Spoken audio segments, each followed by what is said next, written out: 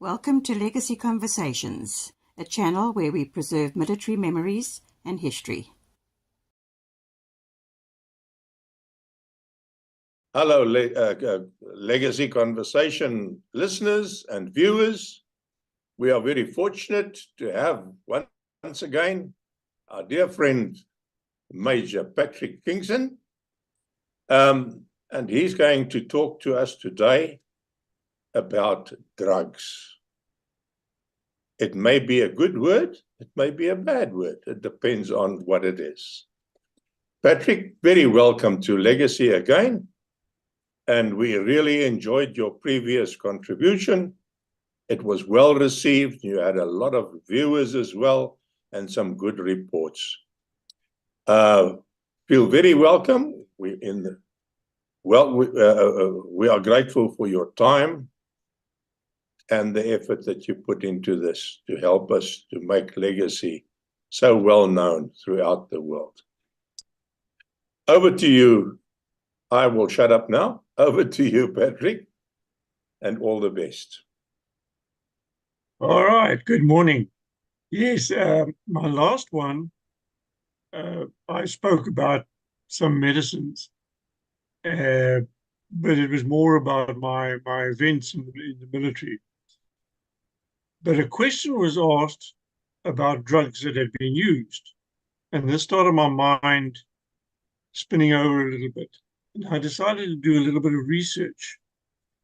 In the meantime, I had caught on to the fact that the German Wehrmacht had used methamphetamine when they went to war. So I went to have a look at that. Anyway, the outcome of this exercise is, what do I know about stimulant drugs used by the South African Defence Force? And the answer is, I was never aware of anything like that happening. I never saw it happen. Nothing like that ever went through my hands, and I was there as the medical logistician in Southwest. So I kind of think that if we'd been doing it, it would have come past me. But having said this, my last couple of months in the military was in Pretoria, and I was stationed at what was called Central Medical Stores or Medical Base Depot. And my final job was stock verification officer. And I got stuck with the Schedule 6 and 7 drugs. These are all the drugs that need to be written up in registers and accurate records kept and so on. And part of the legal aspect of it is that every 3 months you have to do a balance on whatever drugs you have. And in the process of doing one of these balances, I discovered that there was a huge amount of Ritalin or Ritalin injectable at Central Medical Stores. The only purpose for Ritalin is as a stimulant drug. But this stuff was weird because this was Ritalin injection. And Ritalin injection was never registered as a drug for use in South Africa. So that means the South African Defence Force had obtained it directly from the manufacturer, a firm called Ciba-Geigy, and they had it. But it was clearly not for use by the state. Where they intend to use it, I have no idea, and I don't recall looking to see if any of it had ever gone anywhere. So it was there, but I'm not aware of it ever being used.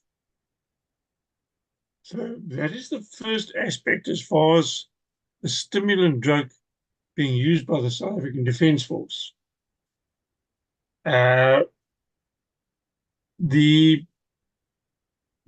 Going back in history, going back to the Second World War, the German Wehrmacht went into battle with a product known as Pervitin, which was basically methamphetamine.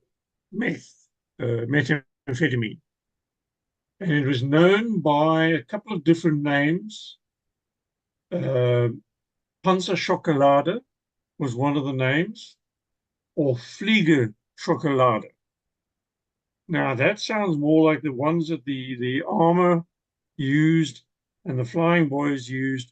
Seems to have been in a chocolate base. Whether the Pervitin was in a chocolate base or not, I can't tell you. I've seen the label on the internet. I've never seen the product, so I don't know what the product was. I assumed the product was a tablet. But I see they keep referring to it as a chocolade. And there's quite a bit on YouTube and the internet about these things. Now, most of the YouTube articles about Pervitin is a negative article about the German troops being hopped up on meth or tick. But what they don't speak about very often is that the Allied forces also made use of stimulant drugs. And I came across this having bought a book and read a book about the Telemark incident. Telemark was a place in, I think, Norway that generated electricity. As a byproduct, it was a hydroelectric station. There's a lot of running water, so they produced electricity. And one of the byproducts was heavy water, deuterium oxide. This is it's basically a heavy nitrogen, a heavy hydrogen, which is used to make water. So it's D2O instead of H2O. And it's a little bit heavier than normal water. The important thing about heavy water is it's used in nuclear programs.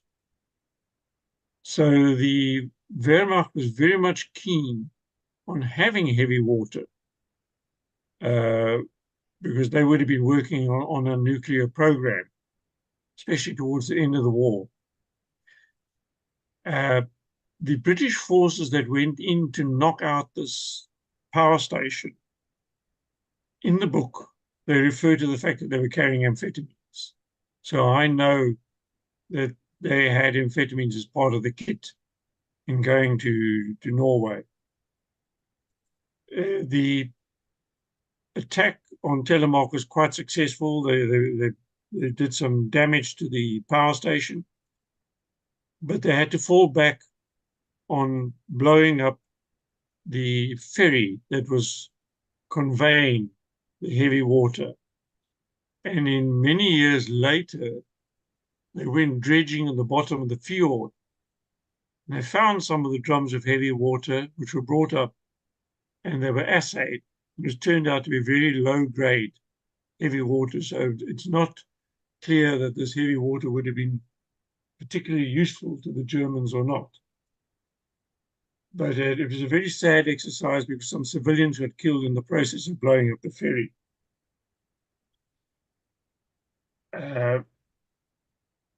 Amphetamine was thoroughly tested by leading scientists for its effect in boosting activity and mental abilities.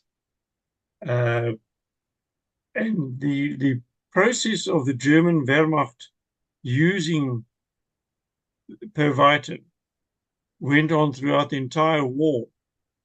Towards the end of the war, the Germans were experimenting with a new drug which would have included cocaine in its formulation. But I think this was never actually used. I don't think the war ended before they were able to produce it. During the war, 1 in 3 Allied soldiers were incapacitated without a physical scratch on them. And this was because of PTSD. being shell-shocked and so on. And the stimulant drugs are supposed to assist them getting over the PTSD and to continue fighting. So the amphetamines dealt with fatigue, suppressing appetite, which was great because you didn't have to worry about feeding your soldiers, and used for mood elevation, making the soldiers less depressed. The Wikipedia suggests that cocaine and amphetamines were used in both world wars. A drug used by the Royal Navy, of course, was rum, or the proper name was grog. And the military were not averse to supplying alcohol to their soldiers. Another drug not necessarily officially used were anabolic steroids. Those of you who do weightlifting and so on will know what I mean. These are sex drugs, sex hormones that are used to build up mass, body mass, muscle, and to give more energy to the soldiers. Caffeine was obviously used. Cannabis was a problem, particularly in Vietnam, what we would refer to as dacha. Apparently, the US Army first came across cannabis in the 1910s during the building of the Panama Canal. And it became a problem for the US forces.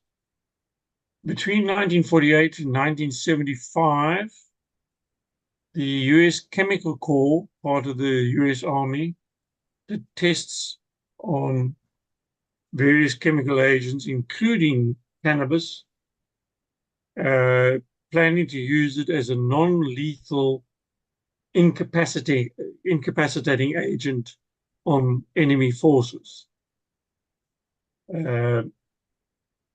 We know about things like sarin. Sarin was being tested at the same time as these other chemicals.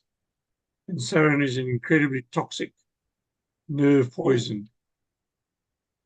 You know about MK Ultra. MK Ultra were experiments that were being done with things like LSD, which were planned as non-lethal forms of warfare.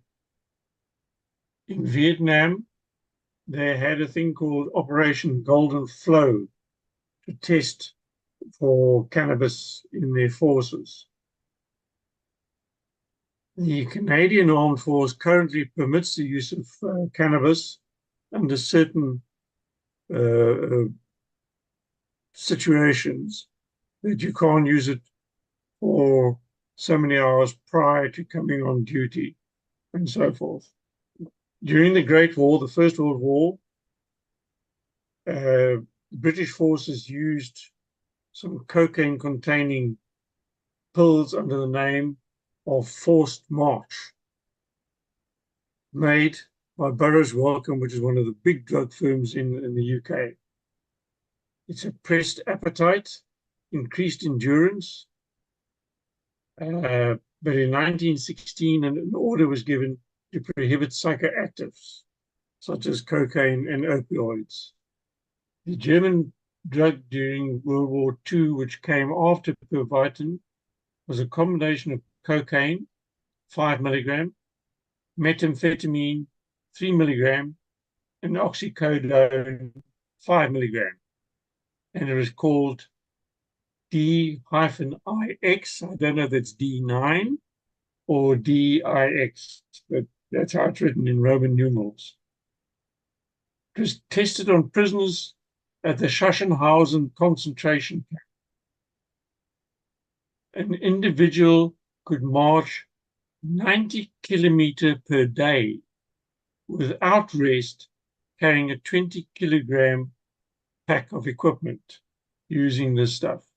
I went back a little bit further. In the 16th century, the Spanish knew that the people in Mexico were taking peyote.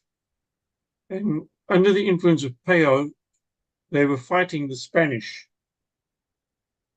The berserkers of the 6th century used a mushroom, Amanita muscaria, and they also used Hyoscyamus niger, or henbane or nightshade. The drug cut can produce a feeling of invincibility and violent behavior. It was used in Somalia and Yemen. During the American Civil War, opiates was the drug that was being abused. It was used as a sedative, as a painkiller, and to treat diarrhea. The Union Army ordered 5.3 to 10 million opium pills through the war, and 2.8 million ounces, that's 82,000 liters of opium liquid. Of course, in the process of all this drug taking, the military were actually creating users. I'm sure that wasn't the plan, and I'm not sure how they dealt with it afterwards. Even tobacco would be considered a drug, and there are records of cigars being supplied per rectum as a sort of an anesthetic.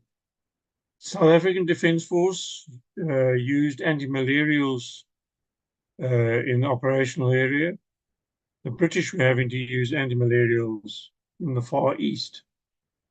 In fact, there was a SADFA, South African Defence Force order, that every soldier had to take Daraclor weekly to avoid getting malaria. Many of the troops didn't want to take the Daraclor because they said it interfered with their ability to tan. The side effect of that was is if you got malaria, you were charged for not complying with the South African Defence Force order. Here's one that is famous not only in the South African Defence Force, but in other military forces as well, is the old story about bluestone.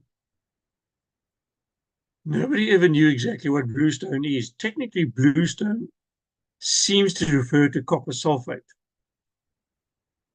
It seems to have been a completely false thing. I can remember there was one of the songs that the National Servicemen used to sing. When my army days are over, no more roll call in the morning, no more bluestone in my tea. But nobody knows exactly what the bluestone was supposed to be.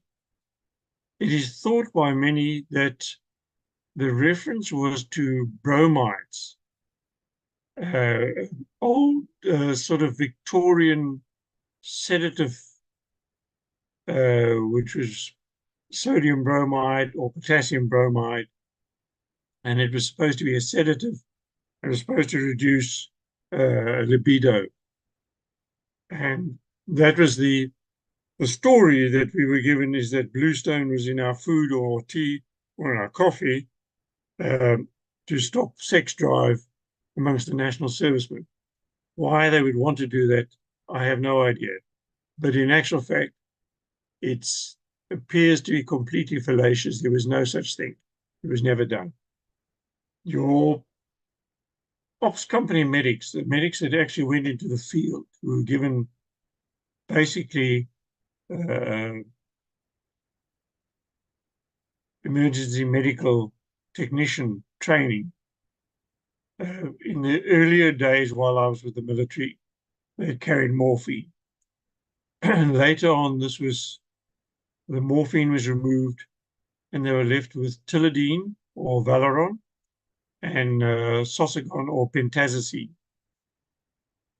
Not overly impressed with either of those as painkillers, but that's what they used. The Sosagon was specially made for South African Defence Force, as it came in a pre-loaded syringe, which they would use. The tilidine was only ever available as an oral dosage format. There was an unfortunate case with one of the ops when, in the troops going back to the Republic, a medic in the transit camp OD'd either on pitazzacine or tilidine or both, and died of respiratory failure, which was very sad. The Air Force guys, the flyboys, Pharmacist, used to carry a small first aid kit with them. In that first aid kit, which was in their flying outfit, was a morphine injection in a tiny little tube like an eye ointment tube, except that the nozzle was a needle, and down the needle was a thin wire, and this whole thing was sealed so it was sterile. And if the pilot was forced down in whatever territory and received an injury, he could push the wire down that broke a seal in the tube, pull the wire out, jab the needle into a leg or whatever, and then just squeeze the tube, and that would inject him with morphine. These were obtained by the South African Defence Force when they bought the Mirages from France. And it did come to a point where we needed more. And the last I heard about it is we were approaching Dassault Mirage with a view to supplying us some more of this. I kind of think we didn't get them, but the attempt was made to get these things. What I would like to sort of mention is the world was very harsh on the Germans after the Second World War. We held our first war crimes at Nuremberg. People were found guilty, people were hanged, and so forth, and many very bad things were done. However, without being an apologist, I think we need to look at this Pervitin story, this methamphetamine story, and realize that people who are taking methamphetamine regularly over a long period may well suffer a sort of a brain damage, certainly a psychological damage. So the question just sits in my mind as to whether some of the things that were done that were not so nice were actually as a byproduct to their taking these huge doses over long periods of methamphetamine. I come across the thing that there could be severe structural and functional changes in areas of the brain over long-term usage. A stimulant drug which we still had in the 1970s was a thing called nicotinamide or choramine. It is mostly a respiratory stimulant, and I saw it in use only once. While I was still in basic training, I was doing after-hours work at one military hospital, the old One Mil. And the one night we were delivered a young chappie in civvies by a civilian ambulance. He'd been in a motorbike accident, and they had been told that he was from the military, so they brought him to us. No ID book, nothing on him to identify. This guy was absolutely paralytic drunk. We had no idea if he had any injuries, and we tried to wake him. We couldn't get him awake. So the doctor said, all right, nicotinamide. And it was the first time I'd ever seen nicotinamide in use. It was so fascinating to watch this chappie. He was injected with the nicotinamide, and we said, right, watch. The first thing that's going to happen is his nose was going to itch. And sure enough, this guy's nose started twitching. We watched his nose twitching. He said, now the next thing is his feet will react. And he was lying there and he was doing this with his feet. Eventually we had him, his eyes open, nose twitching, feet curling, and so on. But he was so absolutely drunk, we could not pull him out of this drunken stupor. So eventually it was decided to put a blanket over him. We couldn't find any injuries. Put a blanket over him, left him to sleep it off. The next morning, he was awake, no injuries, although he'd been on a motorbike, which had been in a smash. He had absolutely no injuries, and he was the son of a commandant. That was his military connection. But it was very interesting to watch this nicotinamide stimulant being used on him. Right. A drug used by some soldiers. In the early days, bullets were made with black powder, essentially gunpowder. One of the main ingredients of gunpowder is saltpeter, which is either potassium nitrate or sodium nitrate. Then it was introduced cordite, which was a better propellant for bullets. And cordite is essentially a gun cotton, which is still a nitrate, but it's made differently. The thing about nitrates is if ingested, they cause a vasodilation of blood vessels, which is great in certain aspects. It drops blood pressure, but it does cause incredible headaches. And if a soldier was going to go into a battle situation and didn't want to go, sometimes the guys would open bullets and eat the cordite. And this makes them sick, so they don't have to go into battle. But it's exceptionally dangerous. I don't remember actually seeing one ever doing this, but we knew that it would occur from time to time. There were even some guys who tried eating PE4, plastic explosive. I don't know too much about that. It's very much a similar sort of reaction that you get this incredible headache. In one of the other legacy conversations was spoken about the cassava plant. One of my medics was a chap by the name of John Paul Ray. And John Paul Ray was a son of Penny Coolen, South Africa's beauty queen. She had married a chappie, Mickey Ray. And having John Paul as one of my medics, I managed to get Mickey Ray and Penny Coolen to come up to the operational area. We took them through the operational area. And Mickey spotted cassava plants. And he was kind of not particularly nice about the South African Defence Force, saying that we should be teaching the people to eat cassava because it's a food. And he's right, it is. But having said that,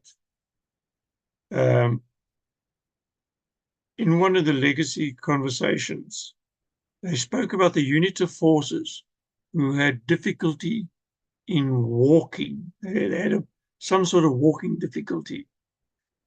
And the walking difficulty was related to the fact that they were eating cassava plant.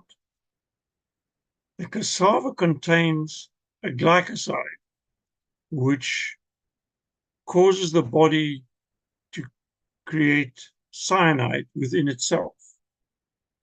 And this, if not prepared correctly, this glycoside gets ingested and it causes this walking problem.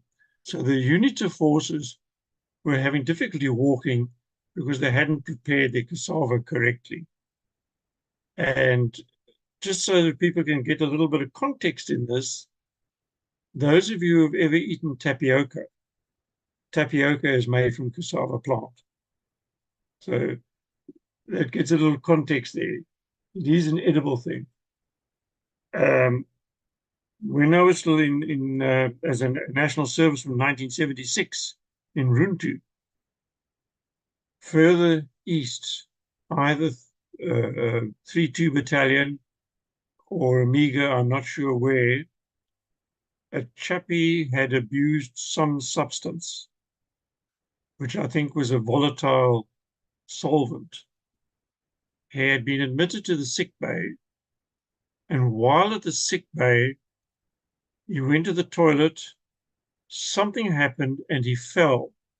And he cracked his skull either on a concrete floor or a concrete wall or a toilet bowl or something.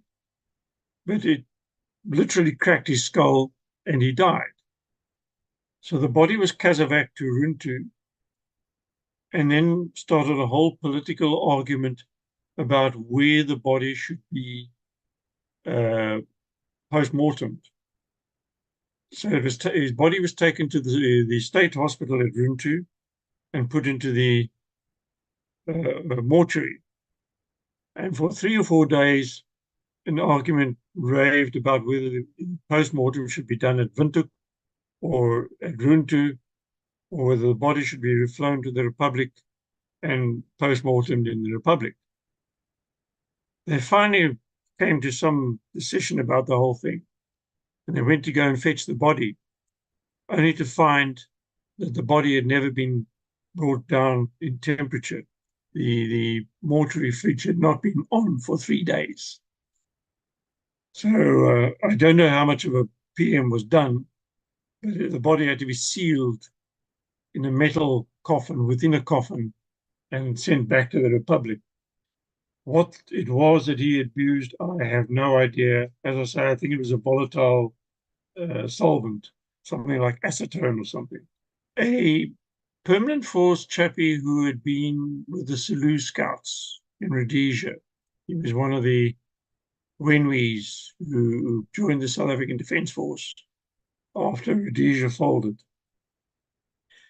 Had done field work with the Selous Scouts, and he would carry succinyl scoline.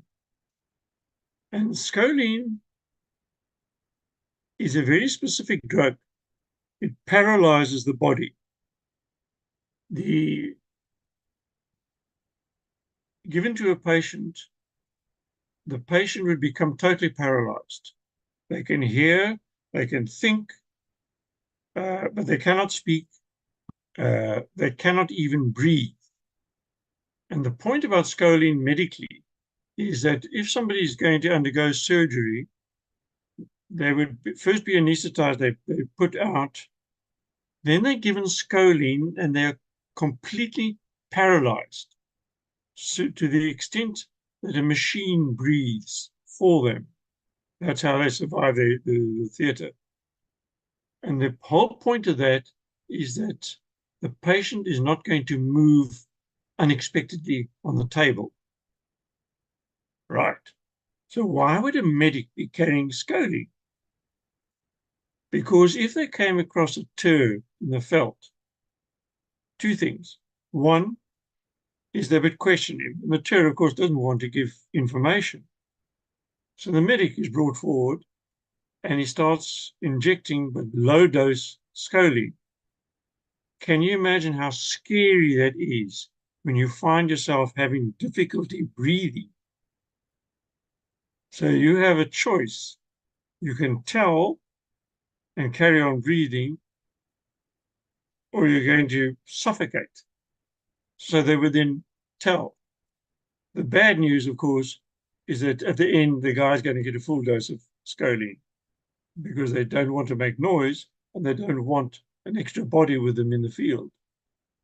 Okay, I think that's I've covered most of the specific drugs that I sort of came across being used, some of them being legitimate drugs and some of them not being legitimate drugs. It seems like forces around the world are still working on using stimulant drugs. I don't know if they would send them into battle, their soldiers into battle on stimulant drugs, but I kind of think that your planning cycle people might well be kept awake using these drugs. Having done vegspan, veggroep, when we used to go into the field, we would go for something like 3 days without any sleep, by which time we're tripping out just from the fact that we haven't slept.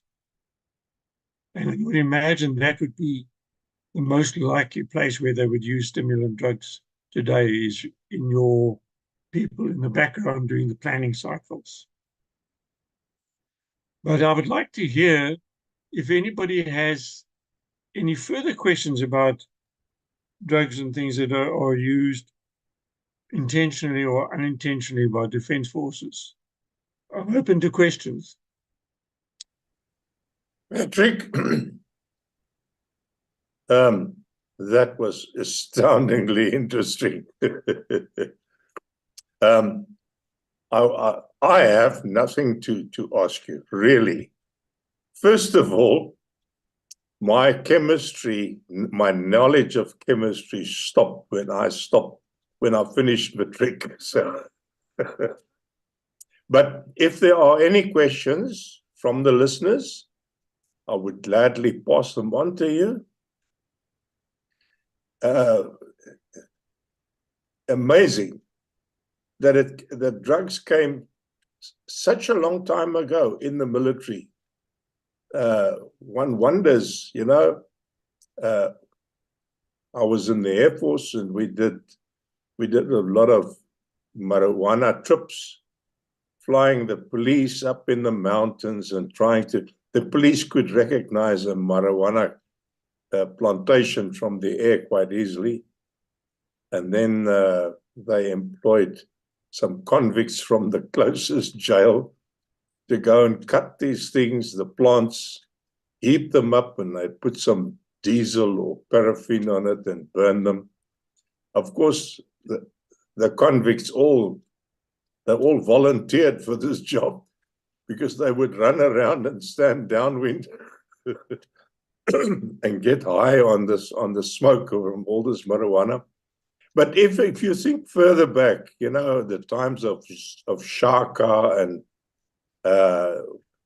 whether they used any stimulants, is there anything in history that points to that? Because to get them all worked up, to have a fight with perhaps neighboring tribes or whoever is the enemy. I know that the berserkers. Yeah. We talk about people being berserk, people who are mad, and it comes from the berserkers. These berserkers used to get hopped up on deadly nightshade, and they would have no fear. They would go into battle with absolutely no fear.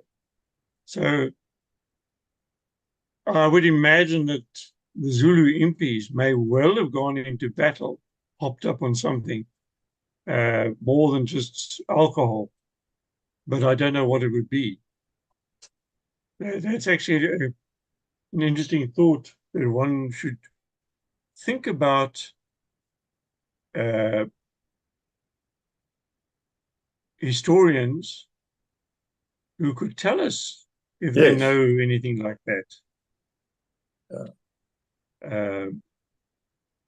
That's an interesting one. I hadn't gone that far, and that sort of relates to us because it's also South African. Yes. And I presume that marijuana was freely available at that stage, as a wild plant. Do you know the origin of this? I have no idea. Marijuana, cannabis sativa. The name suggests it comes from India. So I'm not sure whether it would have been in Southern Africa as far back as Shaka. But that's also an interesting question. Of course, the whole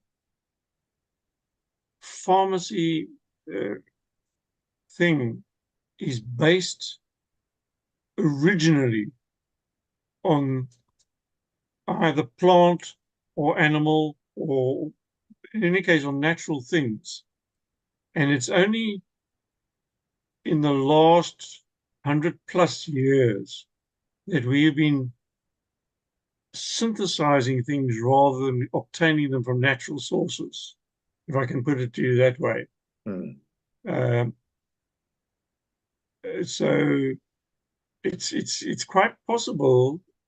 Look, we are now finding things that show that there were civilizations in Africa that we don't know who they were anymore. I mean, we look at the Zimbabwe ruins. Who the hell was that? We have no idea who that really was. There's that gold rhinoceros that they found here in South Africa. And that doesn't seem to be a Bantu thing, but it may have been a different black group, I don't know, which also suggests we know that the Chinese were here before Vasco da Gama and those people. Arab traders may well have been here. And if they were here, things like marijuana might have been here much earlier than what we're sort of aware of. Of course, cannabis, marijuana, was being used by troops during my time in Southwest, in South Africa, and so forth. Never came across an incident of somebody actually using it, but from time to time you would get the whiff in the air that somebody had it somewhere. Of course, all these years later, it's not considered as bad as it was back then. So things change. In fact, even in Verliesdorp a year or so ago, I had a dagga plant growing. It turned out to be a male one, so I was quite disappointed in a way. But I had this thing growing in my backyard. Found it growing somewhere, but I just uprooted and stuck it in my backyard. But I had to destroy it.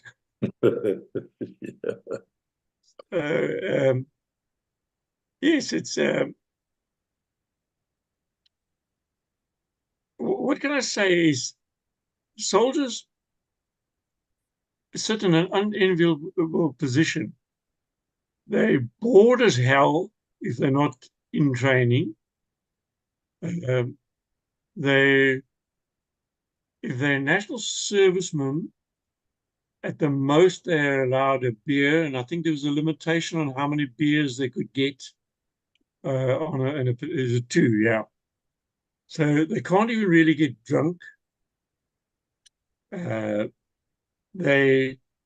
not in a happy situation. I mean, you're sitting in Southwest Africa, it's as hot as hell. This is not where you want to be. You want to be with your buddies back home. So you're going to do something which is going to make you at least not care about where you are. And I mean, on top of that, there was another medical thing, which has nothing to do with medicine as such, but it's a medical situation. I came across a medical article where they were discussing why teenagers are difficult people to live with. And it's because the teenager's brain literally does not function like an adult brain. It is literally incapable of functioning like an adult brain. And from the time of puberty into the 20s, that person may do things that an adult would look at and say, why would you do that? So what age group is that? That is exactly your national serviceman's age.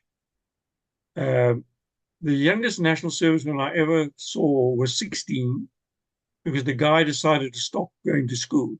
And because he decided to stop going to school, he got called up. So he was 16. So 16 into your early 20s. That is that weird age group where your mental faculties are not stabilized. You're going to do stupid things. And of course, it's also the age which is your perfect soldier, because a person 16 to 20 something doesn't feel that they're going to die. They're going to survive everything. So that makes them your better soldier. They're more likely to go into a battle situation and not be feared of life. We did have a Bushman soldier who was admitted to Grootfontein. He came from the Bushman crowd in Bushman land, and they had been told they were going to go into a contact somewhere, and his wife didn't want him to go. So he was split between what he was required of him and what his wife wanted. So he shot himself with his R1. But the bugger shot himself like that. So all he did was he got a 7.62 that went up through his forebrain, and it didn't kill him, but it destroyed his forebrain. He lasted a few days at Grootfontein before dying. But yeah, people in a between a rock and a hard place can do some very strange things. Yes, I think we were all teenagers at one stage. Yeah. Surely I did some strange things when I was a teenager, but nevertheless. Patrick, we would like to invite any questions, especially the technical ones about the subject that you discussed with us, and I will definitely pass them on to you, perhaps for a next contribution from your side.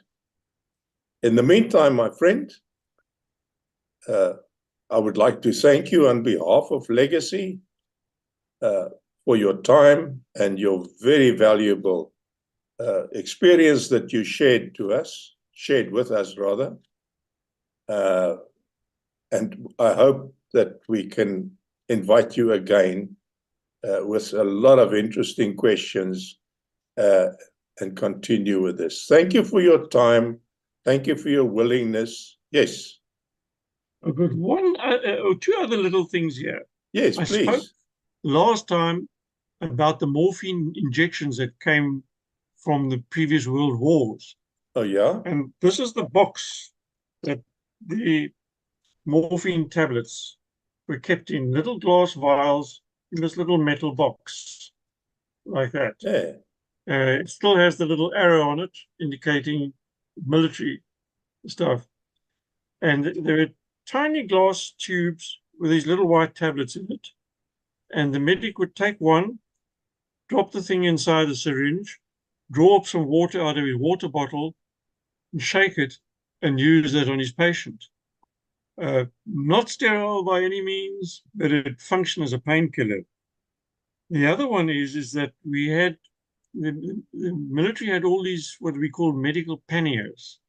And they were called panniers because they came from the Boer War and the First World War, where these would be put on the back of a donkey and taken to whatever battle place they were needed.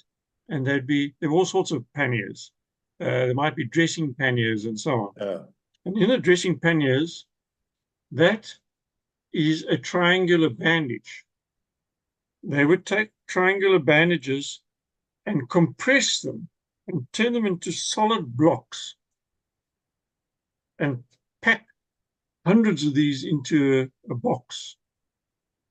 You would have this stiff thing, but you would have your bandages available, and you would get so many more bandages into a box, which made the boxes weigh an absolute ton. Khaki triangular bandage compressed into a block. Good heavens, yes. Okay. Sorry, I just had to show that to you. No, I that's found very welcome. Thank you. Yes. Thank you very much. I omitted, and I must apologize. I omitted to tell the listeners that you actually hold the rank of major in the military service. So, but we wish you all the best, and we thank you once again for your effort and your time, your willingness to talk to us. On behalf of Thank you for the opportunity. That's a pleasure, sir. All of the very best to you. Thank you for watching.